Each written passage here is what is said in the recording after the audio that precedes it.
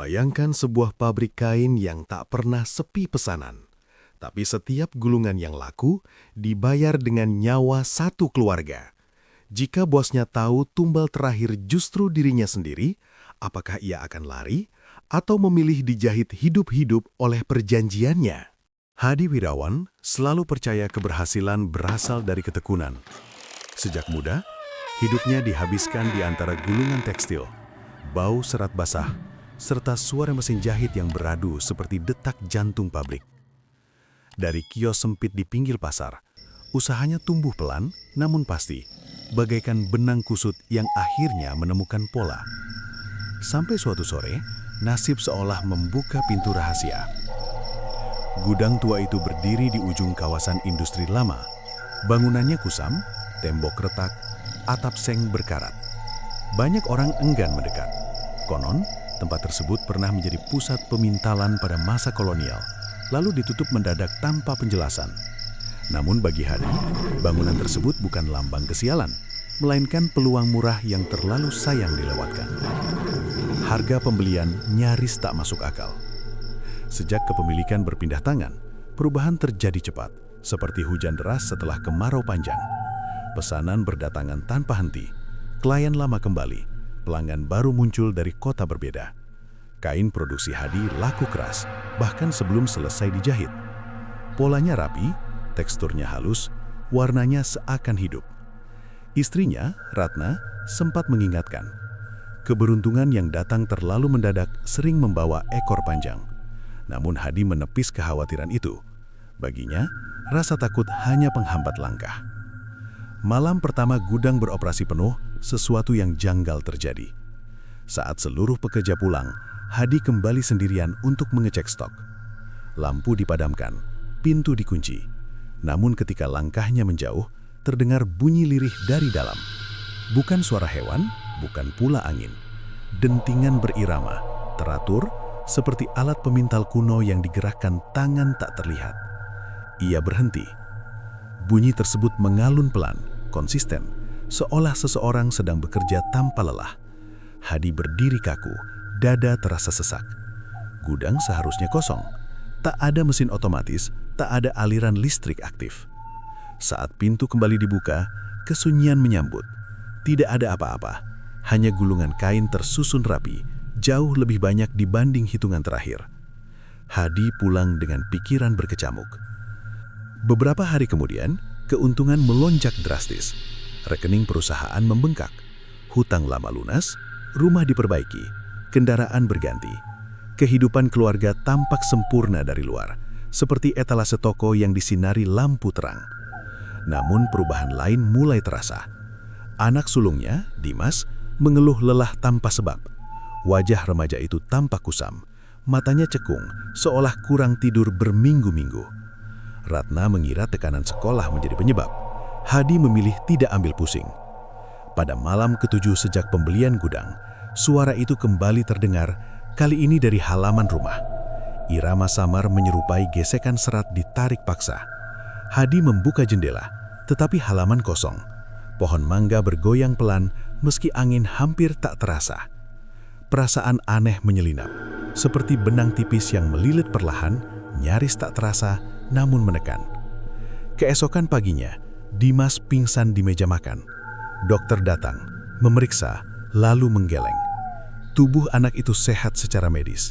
Tidak ada infeksi, tidak ada kelainan organ. Namun denyutnya lemah, seperti lilin yang hampir habis sumbunya. Sejak hari itu, setiap keberhasilan bisnis selalu diikuti kejadian ganjil.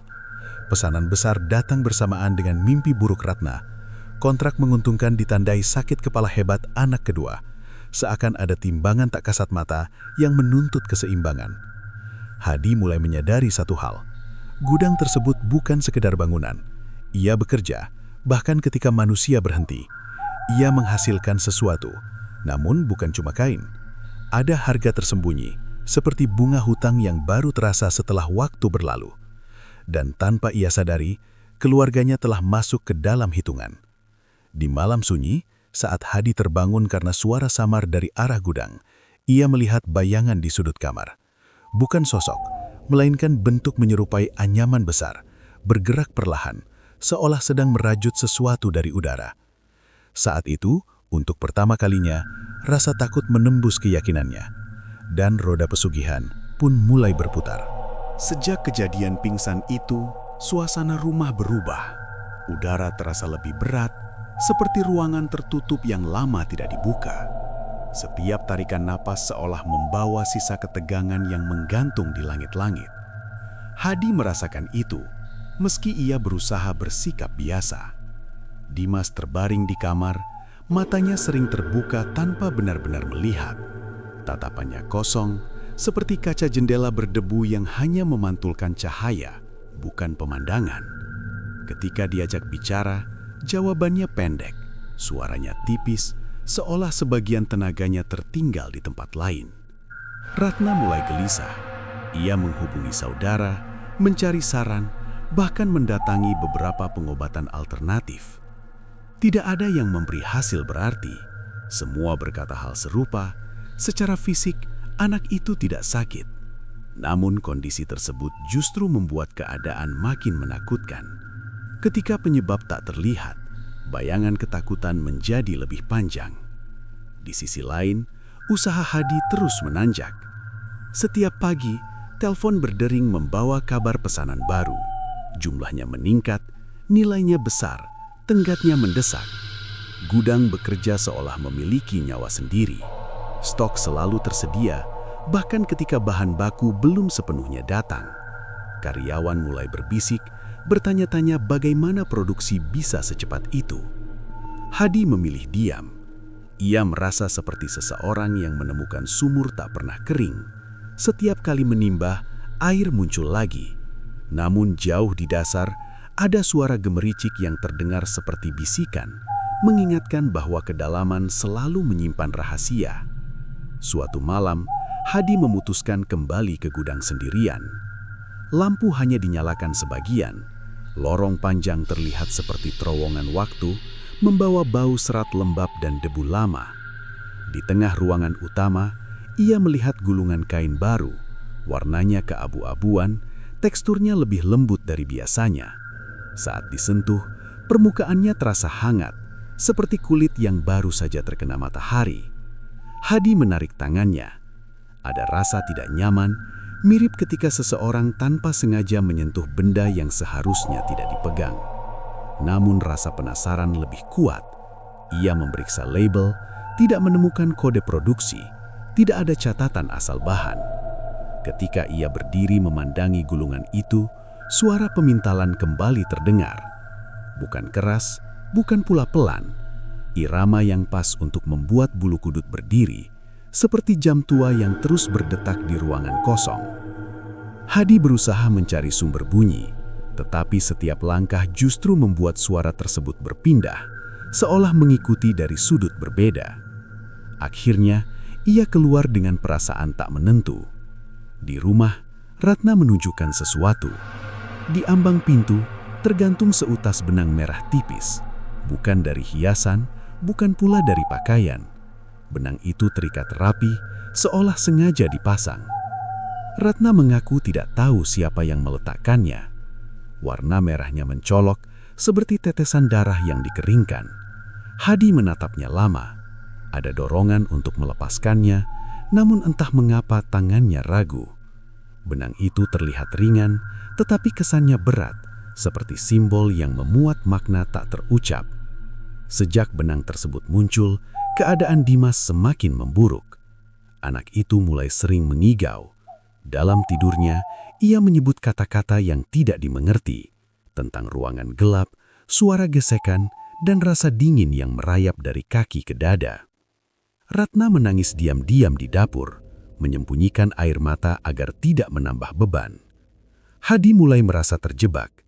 Ia seperti seseorang yang berdiri di jembatan emas, indah dipandang, namun setiap papan yang dipijak terasa rapuh. Jika mundur, ia kehilangan semua yang telah diraih. Jika maju, ia tidak tahu apa yang menunggu di seberang. Suatu sore, seorang lelaki tua datang ke toko. Pakaiannya sederhana, matanya tajam, langkahnya pelan. Ia memperkenalkan diri sebagai orang yang mengerti soal tempat lama. Tanpa diminta, ia menyebutkan sejarah singkat gudang, tentang aktivitas pemintalan di masa silam, tentang penutupan mendadak, tentang keluarga-keluarga yang pernah terlibat, lalu menghilang dari catatan. Hadi merinding. Orang tua itu berkata dengan suara rendah bahwa ada jenis keberuntungan yang tidak datang sendirian. Seperti bayangan yang selalu mengikuti tubuh, keuntungan tertentu selalu membawa penukar. Ia menyarankan agar Hadi memasang penanda di rumah, sesuatu yang bisa mengalihkan perhatian. Ia mengeluarkan seutas benang merah lain. "Ini bukan pelindung," katanya pelan. "Ini penanda." Hadi tidak langsung mengerti, namun karena takut, ia menerima. Malam itu, ia mengikat benang tersebut di sudut pintu. Saat simpul dikencangkan, ia merasakan getaran halus, seperti serat yang menegang. Tidak ada angin, tidak ada suara, namun jantungnya berdegup lebih cepat. Sejak saat itu, rumah terasa berbeda. Udara seperti menunggu sesuatu. Setiap sudut terasa seolah ada mata yang mengamati. Dimas semakin lemah. Nafasnya tipis, seperti kain yang ditarik terlalu sering. Serat tubuhnya tampak kehilangan kekuatan. Hadi mulai menyadari pola yang mengerikan. Setiap kali ia menandatangani kontrak besar, kondisi anaknya menurun. Seolah ada transaksi tak tertulis. Kertas yang ia tandatangani bukan hanya perjanjian bisnis, melainkan kesepakatan lain yang tidak pernah ia baca. Ia berdiri di kamar Dimas, memandangi wajah pucat itu. Dalam hatinya, Hadi bertanya, apakah semua ini harga yang harus dibayar? Dan untuk pertama kalinya, jawaban itu terasa semakin jelas, meski belum berani diucapkan. Benang telah terikat, dan sesuatu di balik gudang mulai menariknya, pelan, tanpa suara, seperti jaring laba-laba yang bekerja dengan sabar. Keadaan Dimas kian mengkhawatirkan. Tubuhnya semakin ringan ketika diangkat, seperti karung beras yang perlahan kehilangan isi. Nafas keluar masuk dengan jeda panjang, seolah paru-parunya sedang menimbang apakah masih perlu bekerja. Ratna hampir tidak pernah tidur nyenyak. Setiap malam dilalui sambil duduk di tepi ranjang, menggenggam tangan anaknya yang dingin. Hadi mulai merasa hidupnya terbelah dua. Di satu sisi, usaha berkembang pesat. Di sisi lain, keluarganya runtuh perlahan. Keuntungan terasa pahit, bagaikan madu yang dicampur racun. Manis di lidah, membakar di dalam. Pagi itu ia kembali ke gudang lebih awal dari biasanya. Cahaya matahari masuk melalui celah atap, membentuk garis-garis tipis di lantai. Debu melayang, berputar pelan, menyerupai serpihan benang halus. Hadi berjalan menyusuri lorong, memperhatikan gulungan kain yang tersusun rapi. Jumlahnya bertambah tanpa ia ingat kapan diproduksi. Di sudut ruangan, ia menemukan sesuatu yang tidak pernah ia lihat sebelumnya. Sebuah meja kayu tua, permukaannya penuh goresan. Di atasnya terletak jarum besar berwarna kehitaman, gulungan benang kusam, serta mangkuk tanah liat berisi cairan gelap. Bau amis tipis tercium, bercampur aroma serat basah. Pemandangan itu terasa asing, namun juga seolah telah lama berada di sana. Hadi merasakan tengkuknya mengeras. Ia tidak yakin siapa yang meletakkan benda-benda itu. Para pekerja bersumpah tidak pernah menggunakan peralatan semacam itu. Tidak ada kamera yang merekam aktivitas malam hari. Gudang seperti memiliki jam kerjanya sendiri, terpisah dari waktu manusia. Saat jari Hadi mendekat ke meja, suara gesekan kembali terdengar. Kali ini lebih jelas, seperti kain ditarik perlahan, serat bertemu serat, menghasilkan nada lirih yang menusuk pikiran. Bunyi tersebut bukan berasal dari satu arah, melainkan menyebar, seolah seluruh ruangan bernafas bersamaan. Hadi mundur. Ingatan tentang lelaki tua yang datang ke toko kembali muncul. Tentang penanda, tentang keseimbangan, tentang harga yang tidak selalu berupa uang. Sore harinya, lelaki itu benar-benar datang ke rumah. Ia duduk di ruang tamu tanpa banyak basa-basi. Tatapannya menyapu dinding, pintu, serta benang merah yang masih tergantung. Ia menghela nafas panjang, seperti seseorang yang melihat kesalahan lama terulang kembali. Gudang itu bukan tempat produksi biasa, ucapnya pelan. Dulu, banyak keluarga menyerahkan sesuatu agar usaha tetap hidup. Bukan barang, bukan emas. Hadi menelan ludah. Lelaki itu menjelaskan bahwa ritual dilakukan dengan cara sederhana namun kejam. Setiap hasil tenunan membutuhkan pengikat. Pengikat itu berasal dari darah keluarga pemilik. Bukan selalu dalam bentuk kematian langsung, melainkan pengurangan perlahan. Kesehatan, umur, kewarasan, semuanya bisa ditarik sedikit demi sedikit. Seperti kain, katanya lagi, jika ditarik terus, seratnya akan putus. Ratna menangis. Hadi bertanya bagaimana cara menghentikannya.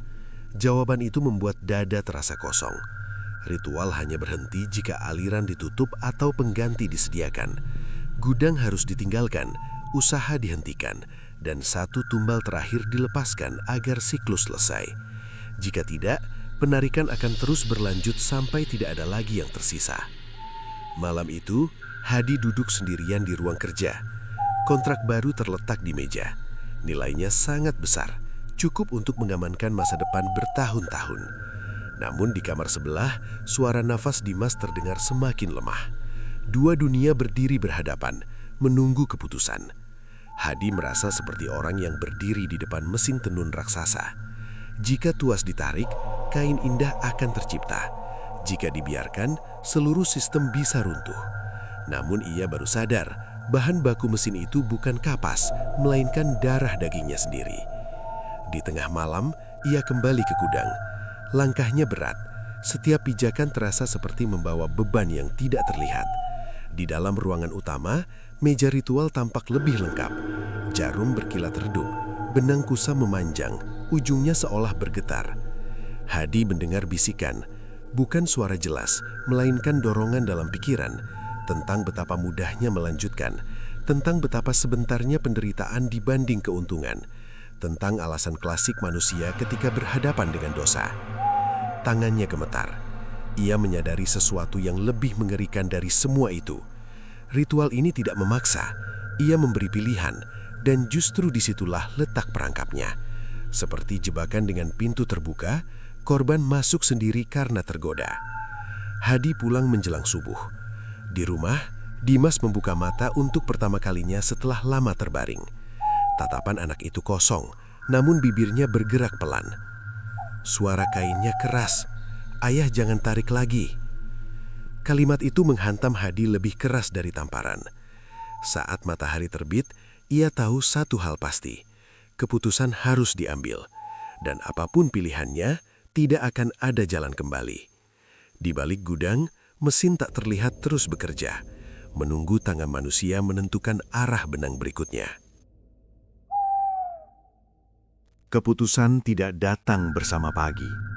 Ia justru menempel seperti kabut, menyelimuti pikiran Hadi sejak matahari naik hingga kembali tenggelam.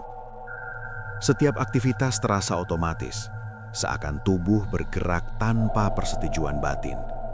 Senyum kepada pelanggan muncul kaku, tanda tangan tercoret gemetar, langkah terasa berat walau lantai datar. Dimas masih bertahan, namun keadaannya rapuh. Kulitnya tampak transparan, urat kebiruan terlihat jelas, seperti kain tipis yang terlalu sering dicuci. Setiap tarikan nafas berbunyi lirih, menyerupai angin melewati celah sempit. Ratna hampir tidak berbicara lagi. Wajahnya menyimpan ketakutan yang sudah melewati batas air mata. Hadi memandangi keluarganya seperti orang asing. Ia sadar, kekayaan telah memisahkan dirinya dari rasa wajar. Dulu, satu masalah kecil saja bisa membuatnya gelisah. Sekarang, penderitaan hadir di depan mata, namun pikirannya masih menghitung untung dan rugi. Kesadaran itu menghantam lebih menyakitkan dibanding ancaman gaib manapun. Siang hari, kabar datang dari gudang. Seorang pekerja menemukan gulungan kain aneh. Ukurannya lebih kecil dari biasanya. Warnanya pucat seperti abu tulang. Tidak ada catatan produksi, tidak ada pesanan tercatat. Kain tersebut tergeletak di ruang paling dalam, seolah sengaja disembunyikan. Hadi datang untuk memeriksa. Begitu kain disentuh, dadanya terasa sesak. Teksturnya berbeda, bukan halus, bukan kasar, melainkan seperti permukaan yang pernah hidup. Ketika ditarik perlahan, seratnya mengeluarkan bunyi tipis, menyerupai desahan tertahan. Dalam benaknya muncul bayangan Dimas. Hadi melepaskan kain itu seketika. Keringat dingin membasahi pelipis. Ia menyadari sesuatu yang belum pernah terpikirkan sebelumnya. Gudang tidak hanya menunggu keputusan, melainkan mulai mengambil inisiatif. Seperti binatang lapar yang tidak lagi sabar menunggu diberi makan. Sore itu, lelaki tua kembali muncul. Wajahnya tampak lebih letih, matanya cekung, seolah setiap nasihat yang ia berikan ikut menggerogoti hidupnya sendiri. Ia mengatakan bahwa benang penanda telah aktif sepenuhnya. Artinya, satu nama telah masuk daftar. Jika tidak ada pengalihan, proses akan berjalan sampai selesai. Hadi bertanya siapa yang terpilih. Lelaki itu menggeleng. Ritual tidak pernah memberi detail. Ia hanya bekerja berdasarkan ikatan darah terdekat dan intensitas keterlibatan. Semakin sering pemilik mengambil keuntungan, semakin kuat tarikan menuju orang terdekat. Dengan kata lain, Dimas tidak dipilih secara kebetulan. Malam turun dengan cepat. Hadi duduk di ruang makan, memandangi kontrak besar yang belum ditandatangani. Nilainya setara dengan keseluruhan aset yang ia bangun selama puluhan tahun. Jika ia menolak, banyak pihak akan kecewa. Jika ia menerima, sesuatu di rumah ini mungkin akan hilang selamanya. Ia teringat analogi sederhana yang pernah ia dengar.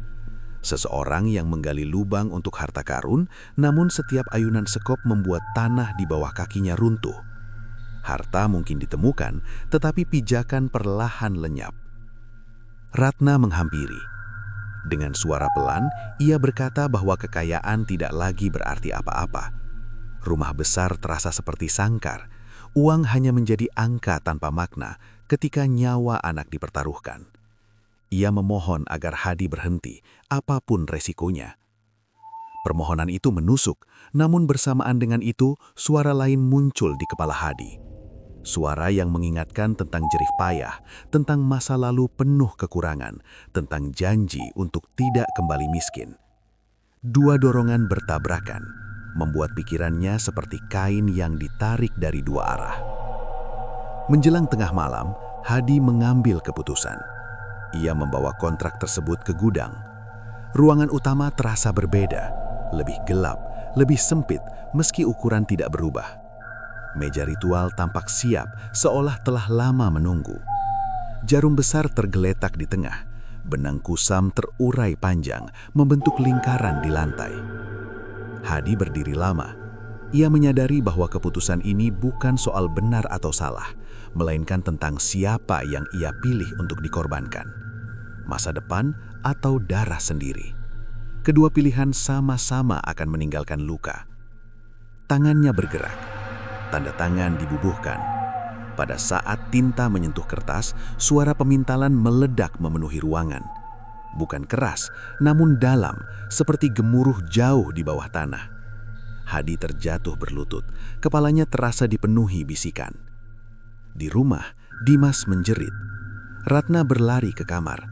Anak itu menggeliat, tubuhnya kejang, nafas terputus-putus. Seolah ada sesuatu yang menarik dari dalam, perlahan namun pasti.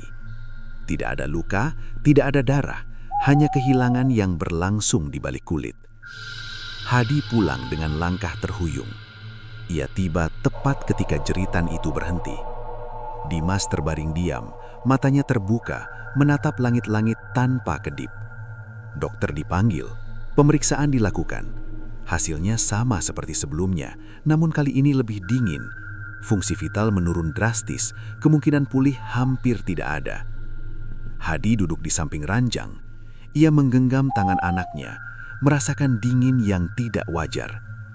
Saat itu ia mengerti sepenuhnya. Pesugihan ini bukan sekedar mengambil, melainkan mengajari. Mengajari bahwa manusia bisa terbiasa dengan dosa jika diberi cukup alasan. Di luar rumah, angin malam berdesir pelan. seperti kain panjang yang sedang ditarik menuju sesuatu yang tidak bisa dihentikan lagi. Rumah itu tidak lagi terasa seperti tempat pulang. Dindingnya berdiri, atapnya utuh, namun suasananya kosong, seperti kain mahal yang kehilangan warna. Sejak malam Dimas terbaring tanpa reaksi, waktu seakan berjalan pincang. Siang terasa singkat, malam terlalu panjang, sementara detik-detik di antaranya dipenuhi kecemasan. Ratna hampir tidak beranjak dari sisi ranjang. Tangannya terus menggenggam jemari anaknya, seolah sentuhan mampu menahan sesuatu agar tidak pergi lebih jauh. Wajahnya pucat, matanya sembab, namun tidak ada lagi air mata. Kesedihan telah melewati tahap basah, berubah menjadi kering dan menusuk, seperti debu halus yang masuk ke paru-paru. Hadi duduk di ruang tamu, menatap lantai tanpa fokus. Keputusan yang ia ambil kini terasa seperti batu besar yang diikatkan ke dada. Ia masih bernafas, masih bergerak, tetapi setiap langkah terasa menenggelamkan. Kekayaan yang dulu ia banggakan kini tampak seperti tumpukan kain tak terjual. Ada, namun tidak berguna. Pagi berikutnya kabar lain datang. Anak keduanya, Maya, mengeluh pusing sejak bangun tidur. Bukan sakit biasa. Kepalanya terasa berat, matanya silau melihat cahaya. Saat berdiri tubuhnya oleng, seperti boneka kain yang kehilangan isi. Ratna panik. Dokter dipanggil kembali. Hasil pemeriksaan tetap sama, tidak ditemukan penyebab logis. Hadi menutup mata. Pola itu kini jelas. Dimas belum sepenuhnya pergi, namun tarikan tidak berhenti. Seperti seseorang yang belum puas merobek kain, tangan tak terlihat itu terus menarik serat berikutnya. Gudang kembali memanggil. Hadi tidak ingin datang, tetapi rasa takut mendorongnya. Ia merasa seperti orang yang harus melihat sumber luka agar yakin bahwa sakitnya nyata. Di sana suasana lebih dingin dari biasanya. Bau serat basah bercampur aroma logam, membuat perut mual. Di ruang terdalam, gulungan kain baru muncul lagi. Ukurannya sedikit lebih panjang dibanding sebelumnya. Warnanya pucat kebiruan, seperti kulit yang lama tidak terkena matahari. Ketika disentuh, permukaannya terasa hangat. Denyut halus seolah merambat dari ujung jari ke lengan. Hadi tersentak. Ia sadar bahwa gudang tidak lagi menunggu.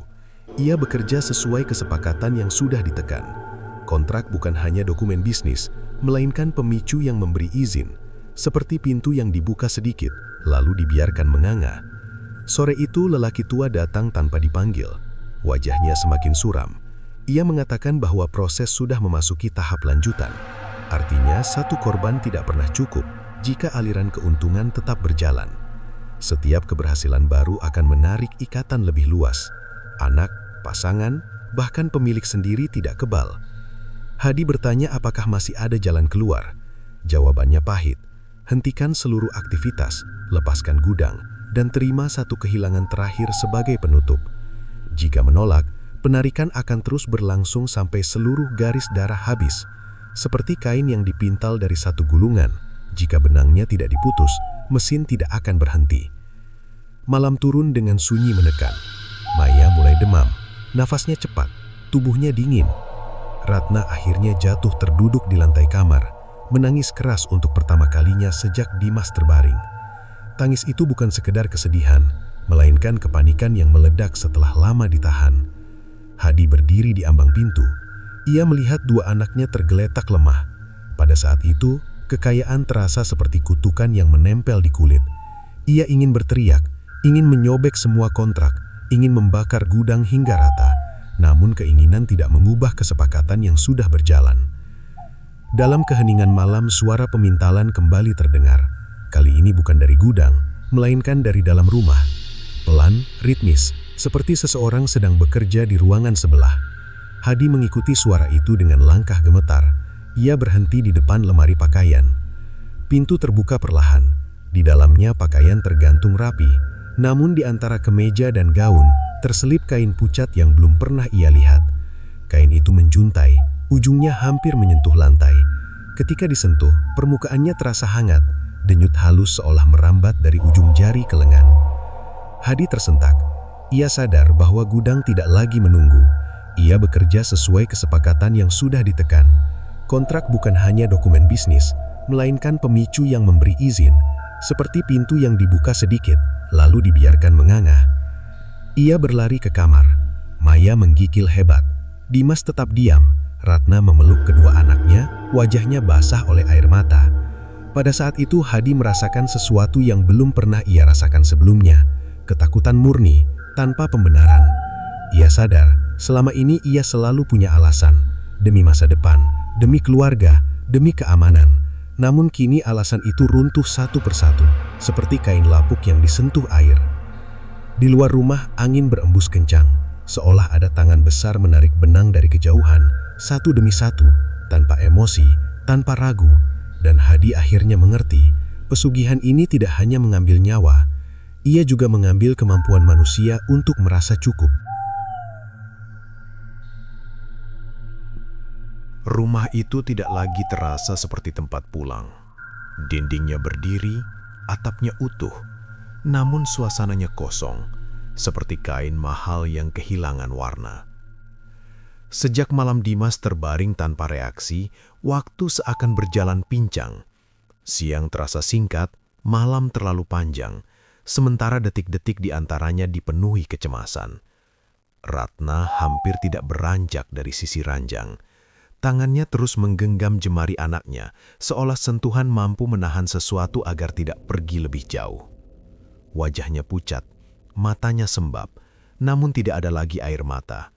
Kesedihan telah melewati tahap basah, berubah menjadi kering dan menusuk, seperti debu halus yang masuk ke paru-paru.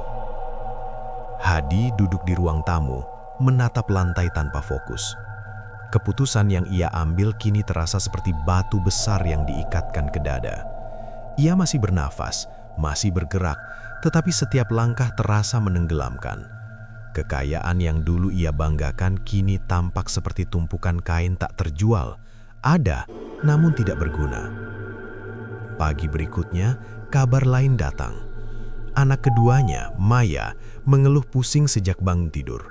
Bukan sakit biasa. Kepalanya terasa berat, matanya silau melihat cahaya. Saat berdiri, tubuhnya oleng seperti boneka kain yang kehilangan isi. Ratna panik. Dokter dipanggil kembali. Hasil pemeriksaan tetap sama, tidak ditemukan penyebab logis. Hadi menutup mata. Pola itu kini jelas.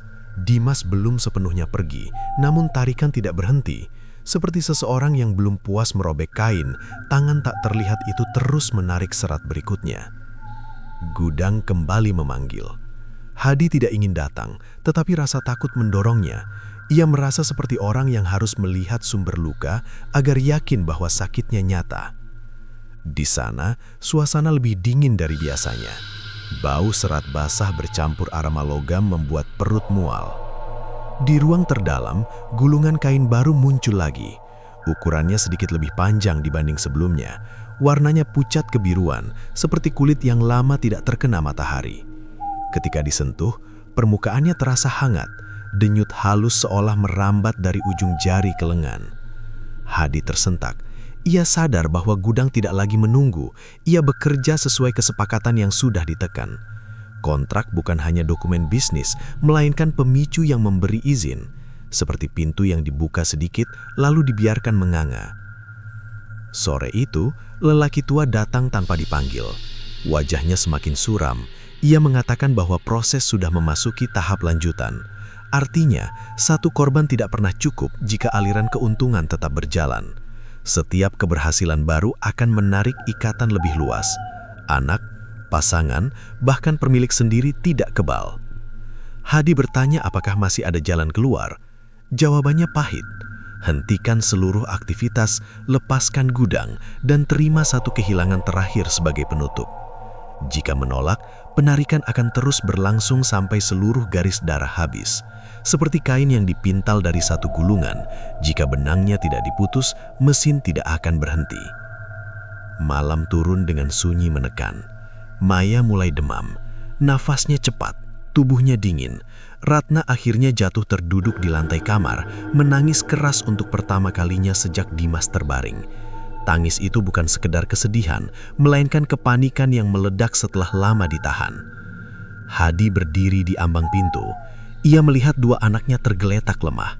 Pada saat itu, kekayaan terasa seperti kutukan yang menempel di kulit.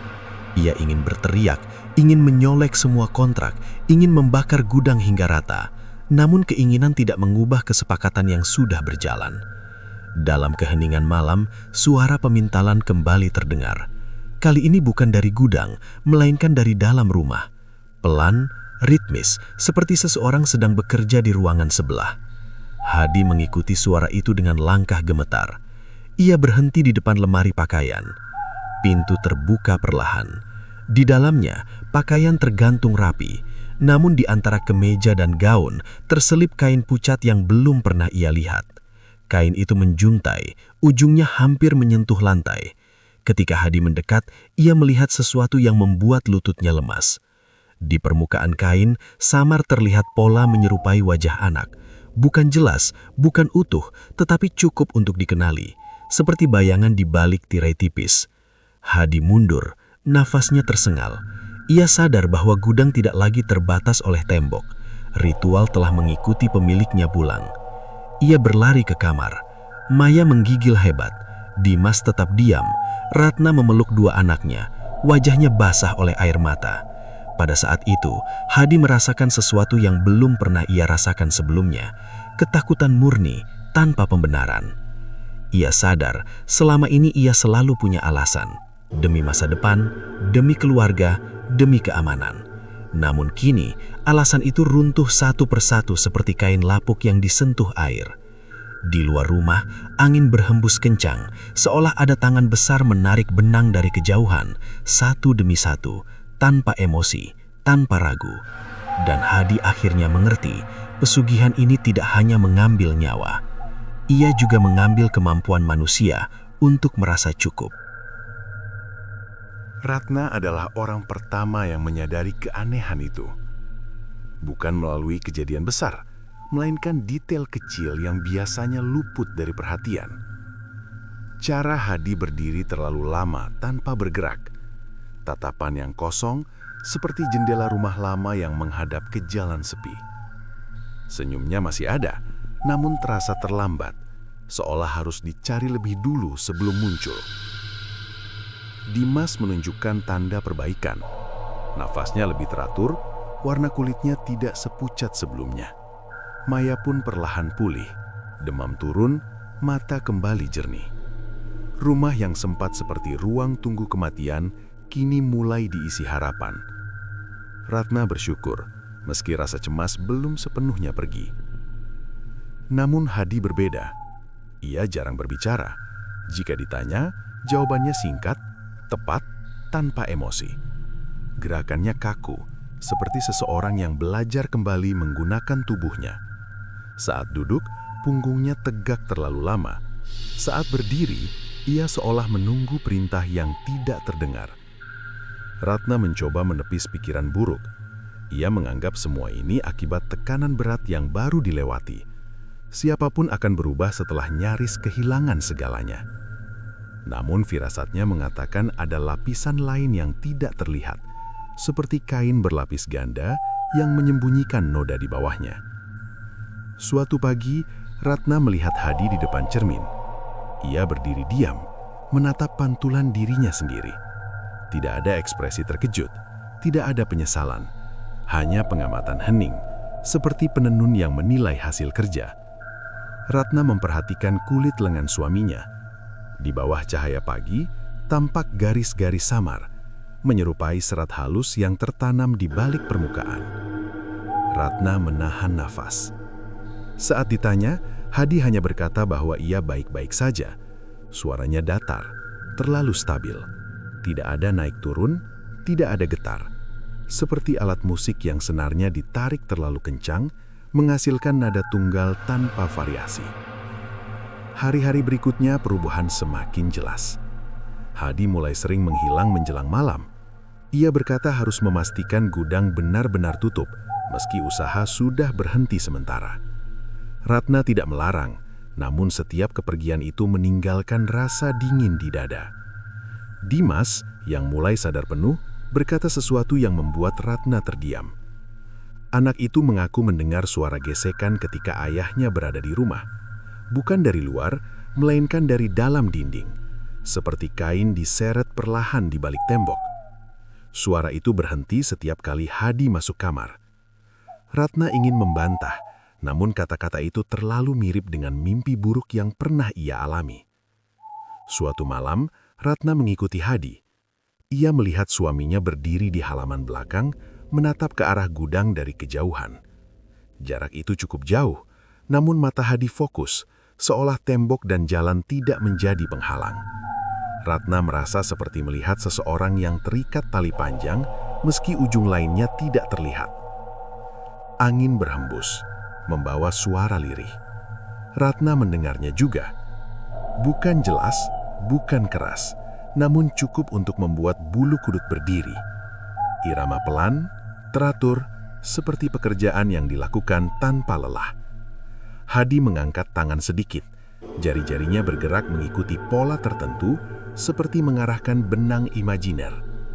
Ratna memanggil namanya. Hadi menoleh perlahan. Wajahnya sama, namun mata itu terasa berbeda. Ada kilau asing, bukan jahat, melainkan kosong, seperti alat yang sudah tahu fungsinya dan tidak mempertanyakan perintah. "Masuk," kata Hadi singkat. Ratna menurut, meski nalurinya berteriak. Di dalam rumah, suasana kembali normal, seolah kejadian barusan hanya ilusi. Namun Ratna tahu sesuatu telah bergeser. Beberapa hari kemudian, lelaki tua itu datang lagi. Kali ini ia tidak masuk rumah.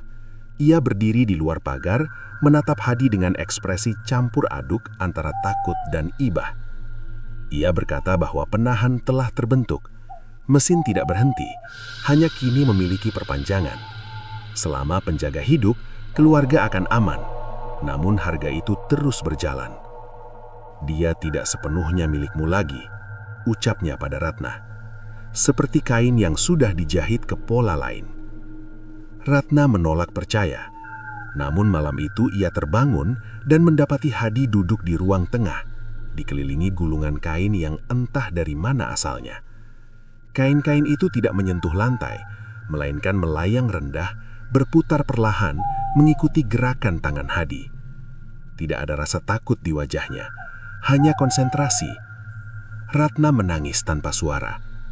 Ia menyadari bahwa ia tidak kehilangan suami dalam satu kejadian besar, melainkan dalam proses pelan, nyaris sopan, seperti senja yang tidak terasa berubah menjadi malam sampai gelap benar-benar datang. Pagi harinya, Hadi bersikap normal kembali. Anak-anak membaik, usaha resmi ditutup. Rumah tampak damai dari luar. Tetangga tidak curiga, namun Ratna tahu kedamaian ini rapuh. Ia berdiri di atas benang tipis yang ditarik dari dua arah. Hadi kini menjadi pengikat. Bukan korban, bukan sepenuhnya pelaku. Ia adalah bagian dari sistem, seperti roda kecil yang memastikan mesin besar terus bekerja. Selama ia ada, keluarga terlindungi. Jika ia runtuh, tarikan akan kembali menyasar yang lain. Ratna memandang suaminya dengan perasaan campur aduk. Cinta, takut, syukur, kehilangan, semuanya terjalin menjadi satu, seperti kain dengan warna yang tidak bisa dipisahkan lagi. Dan di kejauhan, gudang tua tetap berdiri, diam, menunggu. Keheningan setelah badai selalu terasa aneh. Rumah itu terlihat damai, namun Ratna merasakan sesuatu berdenyut di balik ketenangan. Seperti arus bawah laut yang tidak terlihat dari permukaan. Anak-anak kembali beraktivitas, tawa mulai terdengar, tetapi suara itu terasa rapuh, seakan bisa pecah kapan saja. Hadi menjalani hari-hari dengan disiplin yang tidak pernah ia miliki sebelumnya. Ia bangun sebelum fajar, berdiri lama di teras, menatap arah gudang tanpa bergerak. Tidak ada ponsel, tidak ada buku. Hanya tatapan lurus yang seolah menghitung sesuatu di udara. Setelah itu, ia kembali masuk rumah. Sarapan singkat, lalu menghilang sampai malam. Ratna tidak lagi bertanya. Bukan karena tidak ingin tahu, melainkan karena ia takut pada jawaban. Ada kalanya kebenaran lebih menyakitkan daripada dugaan. Seperti kain yang sudah robek, Menariknya terlalu keras hanya akan memperlebar sobekan. Namun rahasia tidak pernah diam selamanya. Suatu sore, Dimas mendatangi ibunya dengan wajah tegang. Ia berkata melihat ayahnya berjalan ke gudang bersama seseorang. Bukan pekerja, bukan tetangga. Sosok itu tinggi, samar, seperti bayangan yang terlalu gelap untuk disebut manusia. Ratna merasa dadanya mengeras. Malam itu, ia memutuskan mengikuti Hadi. Jarak dijaga, langkah ditahan. Gudang terlihat lebih suram dibanding sebelumnya, meski lampu jalan masih menyala. Saat Hadi membuka pintu, Ratna melihat cahaya redup menyelinap keluar, berwarna keabu-abuan seperti asap tipis yang dipadatkan. Ia mengintip dari balik dinding. Di dalam, pemandangan yang ia lihat menghancurkan sisa keyakinan. Ruangan utama tidak lagi kosong. Dindingnya tertutup kain berlapis-lapis, menjuntai dari langit-langit hingga lantai. Kain itu tidak statis, mereka bergerak perlahan, seperti dada yang naik turun saat bernafas. Di tengah ruangan, Hadi berdiri. Tangannya terangkat, jemarinya bergerak mengikuti pola rumit. Setiap gerakan menghasilkan perubahan. Kain menyatu, terpisah, lalu membentuk gambar-gambar samar. Ratna melihat wajah-wajah muncul, kemudian memudar. Ada yang tua, ada yang muda, ada pula yang sangat mirip dengan anggota keluarga mereka. Ratna menutup mulutnya agar tidak berteriak. Sosok lain berdiri di sudut ruangan. Lelaki tua yang pernah datang, kini tampak berbeda. Tubuhnya lebih kurus, punggungnya membungkuk, seolah sebagian dirinya telah diserap. Ia berbicara pada Hadi dengan suara hampir tak terdengar. Ratna hanya menangkap potongan kalimat tentang penjaga sebelumnya, tentang garis keturunan, tentang gudang yang tidak pernah memilih sembarangan. Tempat itu selalu mencari seseorang yang cukup kuat menahan beban, namun cukup lemah untuk menerima peran. Ratna tersadar akan sesuatu yang mengerikan. Pesugihan ini tidak dimulai oleh Hadi. Ia hanyalah kelanjutan. Seperti motif kain yang diulang turun-temurun, peran penjaga diwariskan, bukan dihentikan.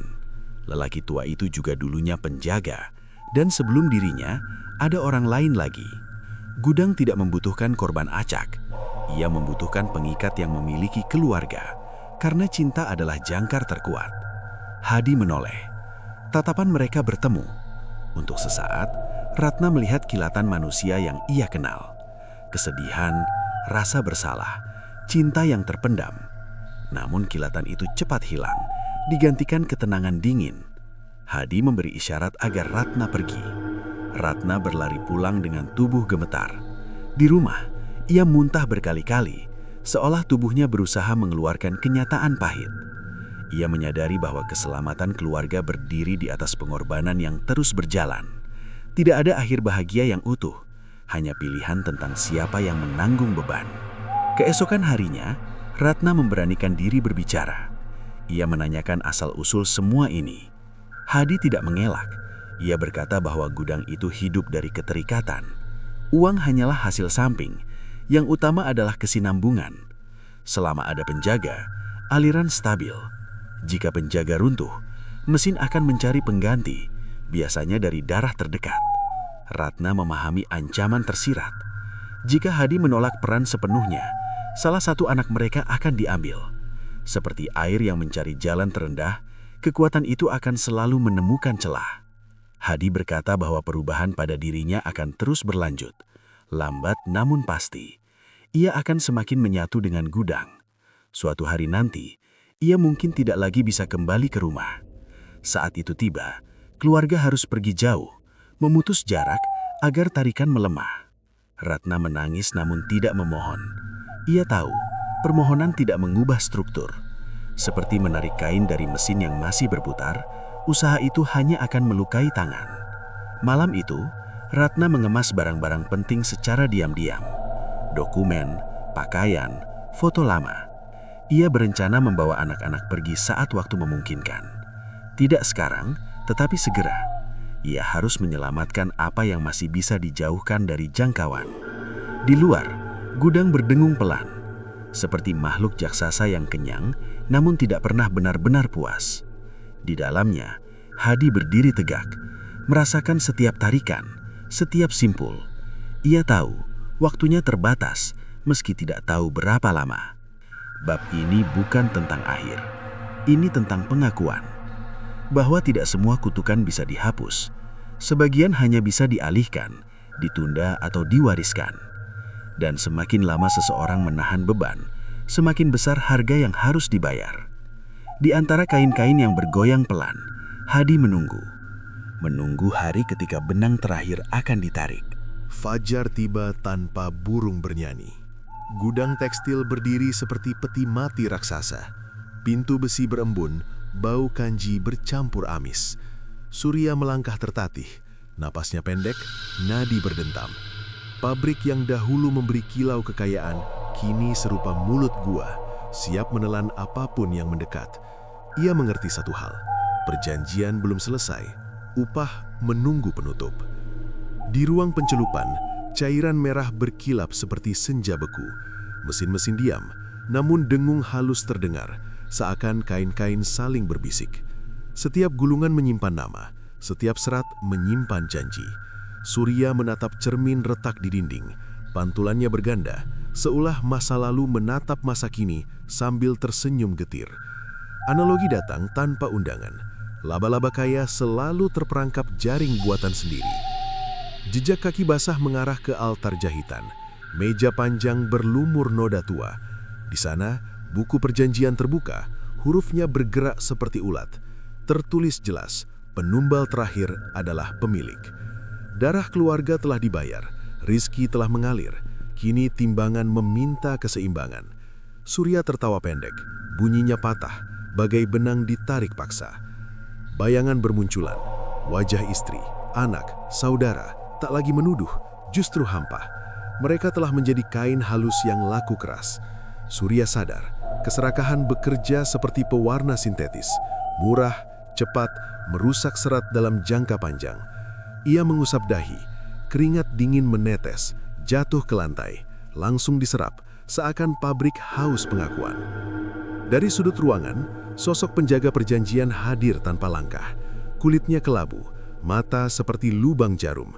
Suaranya tidak keluar dari mulut, melainkan dari gulungan kain. Waktu habis. Tidak ada ancaman, hanya kepastian, seperti gunting yang menutup. Surya meraih pisau potong, tangannya gemetar, namun ia menghentikan diri. Keputusan lain muncul, pilihan terakhir. Ia menyalakan mesin, roda berputar, sabuk bergerak, jarum menari. Surya berdiri di tengah lintasan, membuka jas mahal, menyingkirkan simbol-simbol kuasa. Ambil, katanya lirih, tapi lepaskan mereka. Mesin meraung, cahaya merah menyala, jarum menusuk kulit, bukan untuk membunuh cepat, melainkan menenun perlahan. Rasa sakit menjalar seperti api merambat minyak. Saat tubuhnya diserap mekanisme, sesuatu berubah. Gulungan kain memucat, noda memudar, bayangan keluarga menguap, terangkat seperti asap pagi. Penjaga menoleh, heran, perjanjian bergetar, huruf berjatuhan. Surya tersenyum untuk pertama kali tanpa kebanggaan. Ia telah memutus lingkaran dengan cara yang tak tercantum, pengorbanan tanpa pamrih. Mesin berhenti, sunyi turun. Di lantai tertinggal kain polos, tidak berkilau, tidak mahal, namun utuh. Penjaga lenyap, seperti kesalahan yang dihapus. Pabrik kehilangan dengung gaibnya, kembali menjadi bangunan kosong. Matahari menembus jendela, menyinari debu, membuatnya tampak jinak. Hari-hari berikutnya, gudang ditutup, bisnis Surya runtuh, namun desa bernafas lega. Aneh terjadi, kain-kain lama yang beredar di pasar berubah kusam, nilai merosot. Kekayaan cepat menguap, menyisakan pelajaran pahit. Seorang penjahit kecil menemukan gulungan polos itu, menjadikannya pakaian sederhana bagi banyak orang. Kain tersebut awet, nyaman, jujur, tanpa rahasia. Legenda pun lahir. Orang-orang menyebutnya kain penutup hutang, bukan karena mahal, melainkan karena mengingatkan rizki yang dipaksa akan menagih bunga darah. Analoginya sederhana seperti air sungai. Di bendung berlebihan, banjir akan datang. Surya mungkin hilang, tetapi pilihannya menutup lubang yang ia gali sendiri. Malam terakhir, cerita ini berakhir tanpa jerit. Angin berdesir, membawa bau kanji yang bersih. Tidak ada lagi bisik dari gulungan, hanya pelajaran yang menggantung. Kekayaan sejati bukan hasil menukar nyawa, melainkan keberanian menghentikan kesalahan. Dan di pabrik sunyi itu, benang-benang akhirnya beristirahat. Namun pertanyaannya belum selesai. Kain terakhir yang ditenun dari pengorbanan itu masih beredar hingga hari ini. Jika suatu saat kalian melihat kain polos yang terasa hangat seperti kulit manusia, beranikah memakainya? Atau justru itulah tanda perjanjian baru sedang mencari pemilik berikutnya?